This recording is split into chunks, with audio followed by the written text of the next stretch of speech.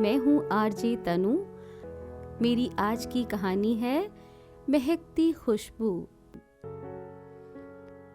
अपने फोन में नेविगेशन लगाकर ऑटो से झुककर बाहर देखते हुए ज्योति नए शहर के रास्तों में चली जा रही थी। नेविगेशन लगाना इसलिए भी जरूरी था ताकि पता रहे कि वो सही रास्ते पे जा रही है। किसी को भी तो नहीं जानती थी वो इस शहर में। किसी से इस शहर के एक गर्ल्स हॉस्टल का पता चला था। वहीं की लोकेशन लगाकर ज्योति सही एड्रेस पर पहुंचने की कोशिश कर रही थी। ढूंढना थोड़ा मुश्किल इसलिए भी था क्योंकि वहां हॉस्टल का कोई बोर्ड नहीं लगा था। फोन पर मिस्टर साहनी से बात हुई थी। लोकेशन का आइडिया देते हुए उन्होंने बताया था कि घर के बाहर नेम प्लेट पर डॉक्टर राजेंद्र साहनी लिखा हुआ है। ऑटो से झुककर बाहर देखते हुए ज्योति वही नेम प्लेट पढ़ने की कोशिश कर रही थी। रोक दीजिए भैया। एक नेम प्लेट पर डॉक्टर राजेंद्र साहनी पढ़कर ज्योति ने ऑटो वाले से कहा। ऑटो से उतरी तो एक नजर चारों तरफ डाली। अच्छी जगह थी। एक छोटा सा कैंपस जैसा था। चारों तरफ घर, किनारे किनारे सबकी गाड़ियां खड़ी थी और बीच में बच्चों के खेलने लायक थोड़ी सी जगह। दोपहर का समय था इसलिए कोई दिखा नहीं। बस बगल वाले घर की बालकनी में एक लड़का बालकनी में पंखा चलाकर कुर्सी पर बैठकर कुछ पढ़ रहा था। ज्योति की नजर उस तरफ गई तो उसने भी अनायास ही नीचे की ओर देखा और न जाने क्यों शालीनता से मुस्कुरा दिया। ज्योति ने भी औपचारिकता में मुस्कुरा के एक बार गर्दन झुका दी, लेकिन उसे कुछ अजीब सा लगा। जान ना पहचान। खैर, उसने ऑटो से अपना सामान उतारा, ऑटो वाले को पैसे दिए और घर की घंटी बजा दी। अंदर से एक बुजुर्ग महिला निकली। नमस्ते आंटी। साहनी अंकल से फोन पर रूम के लिए बात हुई थी मेरी। ज्योति? उस महिला ने पूछा। जी, आओ। उनसे बात करके ज्योति को पता चला कि वो दोनों बुजुर्ग अंकल आंटी नीचे के पोर्शन में अकेले रहते हैं और ऊपर के रूम्स लड़कियों को रहने के लिए रेंट पर देते हैं। बहुत स्ट्रिक्ट थे दोनों। पहली ही मुलाकात में सारे रूल्स उन्होंने ज्योति को अच्छे से समझा दिए। किसी भी लड़के का यहाँ आना जाना अलाउड नहीं है। भाई भी आएगा तो नीचे हमारे पास बैठकर बात करेगा, ऊपर कोई नहीं जाएगा और 8 बजे दरवाजे पर ताला लग जाएगा। उसके बाद कोई बाहर आ जा नहीं सकता। ज्योति को बहुत रिलैक्स फील हो रहा था। नए शहर में अच्छे लोग और सुरक्षित रहने की जगह मिल जाना बड़ी किस्मत की बात होती है। ज्योति इस शहर में पढ़ने के लिए आई थी। अगले दिन उसे कॉलेज जाकर एडमिशन लेना था। उसने अपने कॉलेज जाने के लिए बस का रूट पता कर लिया। जब सुबह कॉलेज के लिए निकली तो थोड़ी ही देर में उसे बस स्टैंड पर अपनी तरफ आता हुआ एक लड़का दिखाई दिया, जिसका चेहरा कुछ देखा देखा सा लग रहा था। उसने ज्योति को देखकर हल्की मुस्कुराहट के साथ अदब से सिर भी झुकाया, पर ज्योति ने उसे जानबूझकर अनदेखा कर दिया। थोड़ी देर में ज्योति की बस आ गई। कुछ उलझन सी तो ज्योति को तब हुई जब वो लड़का भी ज्योति के पीछे पीछे उसी बस में चढ़ गया। ज्योति जिस बस स्टैंड पर उतरी वो भी वहीं पर उतर गया। अब ज्योति को कुछ डर सा भी लगने लगा था। अजनबी शहर में पहला दिन और किसी का यूं फॉलो करना। उस शहर में ज्योति का कोई परिचित भी तो नहीं था जो जरूरत पड़ने पर वो किसी से मदद मांग सके। वो बस से उतरकर कॉलेज चली गई और उसने पलटकर देखा भी नहीं कि वो किस तरफ गया। कॉलेज में तो कई ऑफिसेज में जाना था। कहीं से फॉर्म लेना था, कहीं पर फीस जमा करनी थी और कहीं से आई कार्ड बनवाना था। जब उनमें से किसी एक ऑफिस में वो पहुंची तो वो लड़का वहां बैठा काम कर रहा था। ज्योति की जान में जान आई। ओहो, ये यहाँ पर काम करता है, इसलिए उस बस में इधर आ रहा था। शायद मेरे हॉस्टल के आसपास ही कहीं रहता होगा। मैं भी न जाने क्या क्या सोचती रही, फालतू में ही इतना डर गई। इतना आसान कहाँ होता है किसी लड़की के लिए एक अजनबी शहर में अकेले रहना। पर मुझे सीखना होगा, खुद को मजबूत बनाना होगा। आज जो हुआ वो कोई बहुत बड़ी बात तो नहीं है। ऐसी चीजों के लिए तो मुझे तैयार रहना ही पड़ेगा। ज्योति अपनी जिंदगी के नए सफर पर दृढ़ता से चलने के लिए खुद को तैयार कर रही थी। शाम को हॉस्टल पहुंची तो एक बार फिर बगल वाले घर की बालकनी पर नजर गई। ओहो, तो ये लड़का यहाँ रहता है, इसलिए शायद नमस्ते किया था और मुझे देखा देखा सा भी लग रहा था। याद क्यों नहीं आया मुझे? कितना ज्यादा परेशान हो गई थी मैं। लेकिन मुझे उसके शराफत भरे रवैये को भी तो नजरअंदाज नहीं करना चाहिए था ना। उसने तो कोई भी ऐसी हरकत नहीं करी थी जिसको गलत कहा जा सके। शायद पहली बार घर से दूर रहना शुरू किया है ना, इसलिए ओवर कॉन्शियस हो रही हूँ। सीख जाऊंगी धीरे धीरे। लहरों से डरकर नौका पार नहीं होती, कोशिश करने वालों की हार नहीं होती, कोशिश करने वालों की हार नहीं होती।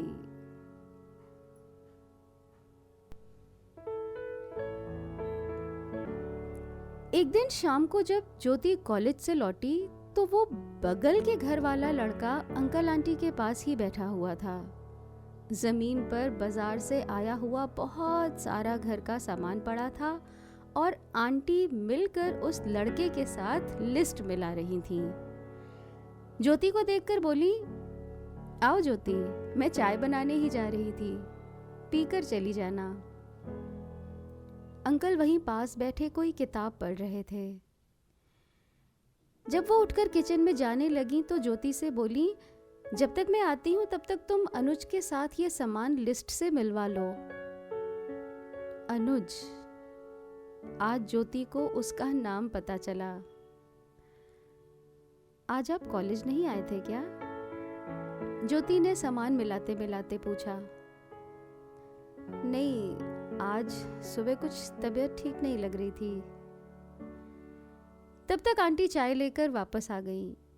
बातों ही बातों में उन्होंने ज्योति को बताया कि जब से हमारा बेटा बाहर चला गया है तब से अनुज ही हमारी हर छोटी बड़ी बात का ख्याल रखता है। इसकी मम्मी मेरी बेस्ट फ्रेंड हैं। अगले दिन फिर कॉलेज जाते समय अनुज ज्योति को बस में मिला। अब तो दोनों अजनबी नहीं थे। ज्योति ने उसकी तबीयत का हाल पूछा और दोनों पास में ही बैठकर कॉलेज तक गए। धीरे धीरे वो एक दूसरे से काफी घुल मिल गए। अक्सर एक ही बस में कॉलेज आना जाना होता और रास्ते भर कुछ न कुछ बातें भी होती ही रहती। अनुज ने उसे बताया कि उसके पिताजी इसी कॉलेज में ऑफिस में जॉब करते थे और उनके ना रहने पर अनुज को वहीं पर नौकरी मिल गई थी और घर की जिम्मेदारियां उठाने के लिए उसे रेगुलर पढ़ाई छोड़कर जॉब ज्वाइन करनी पड़ी। वैसे उसने इसी कॉलेज में करस्पॉन्डेंस कोर्स में एडमिशन ले रखा था। ऐसे सीधे साधे शरीफ और जिम्मेदार लड़के से जान पहचान रखने में ज्योति को कोई आपत्ति नहीं थी। लेकिन ज्योति ने उसे कभी अपने बारे में कुछ नहीं बताया और ना ही अनुज को उन बातों से कोई फर्क पड़ता था। उसने कभी कुछ पूछने की कोशिश भी नहीं की। अब ज्योति को ये शहर उतना अजनबी नहीं लगता था। बिल्कुल अपने घर के बड़ों जैसे अंकल आंटी, कॉलेज में कुछ फ्रेंड्स और अनुज। इससे ज्यादा की दरकार ज्योति को थी भी नहीं। न जाने कौन से राज थे उसकी जिंदगी के कि वो ज्यादातर खामोश रहना ही पसंद करती थी। जिंदगी की खूबसूरती बनी रहे, इसके लिए कई बार ये बहुत ज़रूरी हो जाता है कि हम अपने दर्द को, अपने घावों को किसी को ना दिखाएं, किसी को ना बताएं।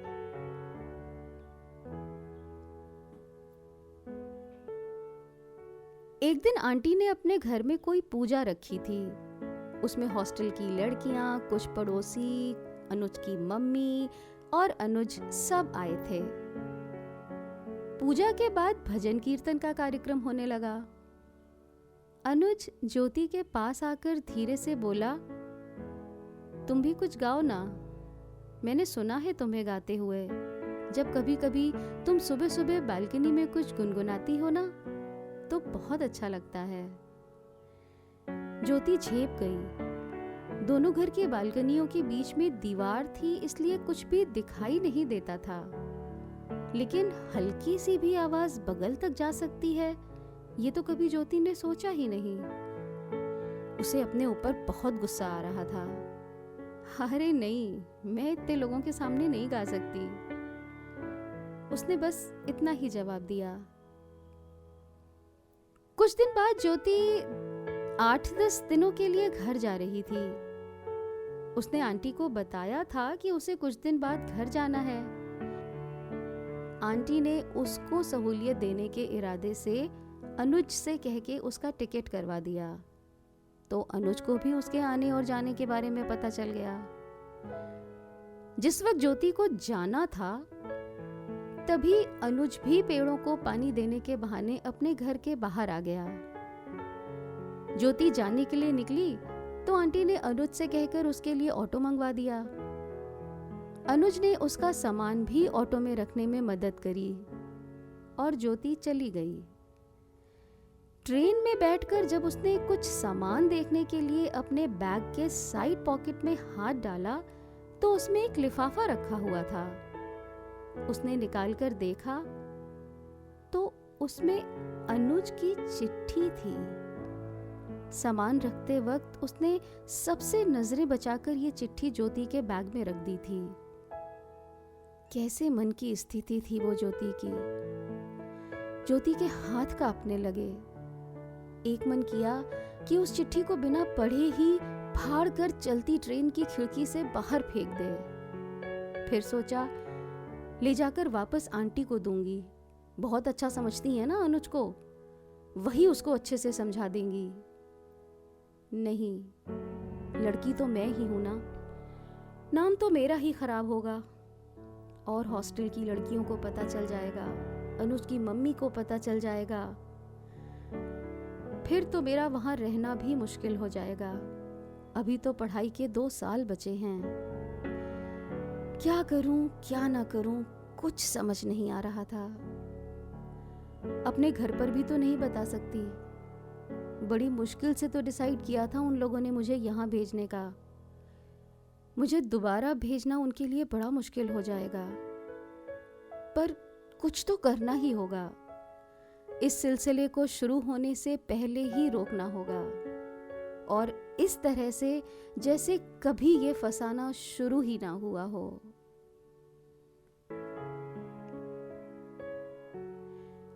ज्योति ने वो लेटर पढ़ना शुरू किया। लिखा था, मैंने तुमको पहली बार तब देखा था जब तुम पहले ही दिन साहनी अंकल के घर का रास्ता ढूंढते हुए पहुंची थी। तुमने गुलाबी और सफेद रंग का सूट पहना हुआ था। तुम्हारा पहनावा, तुम्हारा रूप, तुम्हारा ढंग, सब मुझे पहली ही नजर में बहुत अच्छे लगे थे। फिर मुझे धीरे धीरे ऐसा लगने लगा कि मुझे तुमसे प्यार हो गया है। आज बहुत हिम्मत करके इस लेटर में अपने मन की बात लिख रहा हूं। जवाब जरूर देना, अनुज। ज्योति ने वो लेटर बंद करके अपने बैग में वापस रख लिया। वो 10 दिन घर पर रही, पर हर वक्त उसके दिमाग में यही चलता रहा कि ऐसे जवाब दूंगी, वैसे जवाब दूंगी, और फिर वापस जाने का दिन भी आ गया। वो एक बार फिर अनुज के घर के बगल साहनी हॉस्टल में थी। अगले दिन संडे था। ज्योति किराया देने के लिए नीचे आंटी के पास गई हुई थी। थोड़ी देर वहीं बैठ गई। तभी आंटी का सिलेंडर पहुंचाने अनुज भी वहां आ गया। वो सब साथ बैठे थे। तभी ज्योति ने आंटी से कहा, आंटी, मैं जब इस शहर में आई थी तो बहुत डर लग रहा था। नई जगह कैसी होगी, कैसे लोग होंगे, पर मैं बहुत लकी हूं कि मुझे आप जैसे लोग मिले। आप लोगों के पास मुझे अपने घर के बड़ों की कमी नहीं खलती। आंटी, आज पता नहीं क्यों आपको अपने बारे में कुछ बताने का मन कर रहा है। आंटी ने कहा, ज्योति, मन भारी मत करो। तुम्हें जो भी कहना है अपना समझकर कह सकती हो। ज्योति कह रही थी, आंटी, आज से 5 साल पहले मेरे पापा हम लोगों को छोड़कर चले गए थे और उन्होंने दूसरी शादी कर ली थी। हम लोगों का जीवन बहुत कठिन हो गया था। समाज को तो ऐसे मौकों की तलाश होती है। उन्होंने मेरी माँ को उल्टा सीधा कहकर परेशान करना शुरू कर दिया। माँ बर्दाश्त करती रही, लेकिन एक दिन जब मुझे स्कूल में किसी ने कुछ कह दिया तो उन्होंने फैसला लिया कि वो मुझे अपने पास नहीं रखेंगी और इसीलिए उन्होंने मुझे यहाँ पर भेज दिया। पापा के जाने के बाद हमें पैसों की भी दिक्कत रहती है, लेकिन फिर भी मेरी माँ न जाने कैसे मेरे लिए सब कुछ मैनेज करती है। आपके घर में मुझे सुरक्षित माहौल मिला। मुझे यहाँ से कुछ बनकर ही जाना है, बस, और कुछ नहीं। आंटी ने ज्योति के सिर पर हाथ रख दिया। तुम आराम से यहाँ रहो बेटा, तुम्हें कोई दिक्कत नहीं होगी।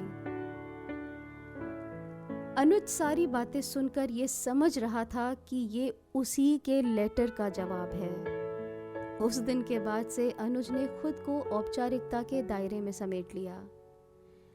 उसे ज्योति का प्यार ना मिला ना सही, लेकिन उसके मन में ज्योति के लिए इज्जत और बढ़ गई थी। प्यार सिर्फ पा लेने का नाम नहीं होता। जब जी चाहे कि किसी के सारे सपने पूरे हो जाएं, वो भी प्यार की इंतहा होती है।